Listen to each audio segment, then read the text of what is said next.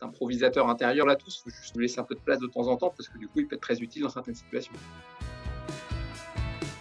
C'était le kiff absolu. Partage généreux et pétillant. Un temps très très agréable, que ce soit avec des collègues ou avec des inconnus. Réconcilié avec ces notions d'impro que je trouvais très très loin de moi. Voilà, c'est une bonne dose de lâcher prise, c'est chouette. Passer un bon moment, vraiment c'était ça le truc. J'avais besoin d'un temps pour moi. Beaucoup de curiosité par rapport aux outils. Sur comment réagir positivement aux changements.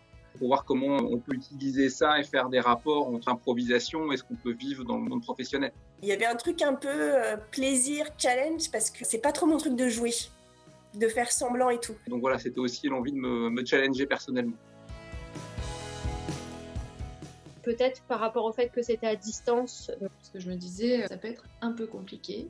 Au final, tout s'est très bien passé. La peur de paraître ridicule, la peur de pas bien faire. Le théâtre, moi, ça me fait super flipper. Apprendre des textes, ça me fait super flipper. Super bien, je me suis vraiment bien amusée. Ça m'a vraiment mise en énergie. Après, finalement, avec tout ce que toi t'y instilles comme bonne humeur, on très vite, tu te lâches et tu te fais plaisir. C'était un bon moment d'un bout à l'autre. J'ai appris plein de choses. Ça amène peut-être plus de mise en pratique par rapport aux autres choses que j'ai pu faire par le passé. Pendant le moment, très très riche, très heureux, très joyeux, très gai. Et puis, deuxième effet qui se coule après coup, se dire « Waouh, quelle richesse !» Ça nous aide finalement à utiliser une part plus intuitive, plus instinctive et de réussir à lâcher un peu son mental. Plus de confiance en moi. Il y avait quelque chose de très valorisant en fait pour moi. L'acceptation de ses erreurs, des petites phrases clés comme ça. Le fait de continuer, la souplesse. Je trouve que parfois, en entreprise, dans cette volonté de toujours tout bien maîtriser, de faire en sorte que tout soit parfait, finalement, ça coupe un peu de nos capacités à être un peu plus dans l'improvisation ou dans la création.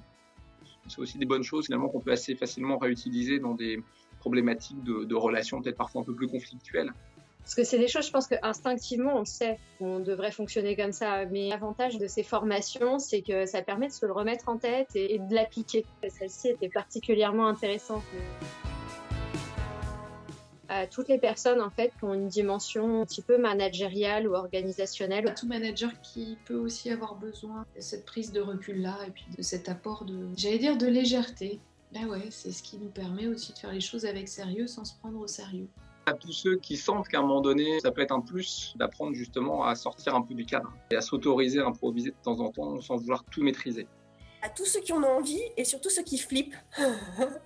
Notre quotidien, c'est de l'imprévu, clairement. Donc, ça permet de l'aborder avec beaucoup plus de souplesse, de tranquillité d'esprit et d'être plus flexible. Et je pense qu'aujourd'hui, finalement, ça devient des compétences assez indispensables. Parce que je pense que ça peut aider. Je pense que dans ce qui était proposé, le déroulé et la manière dont c'était animé, c'était super en fait. Ouais, c'était vraiment super.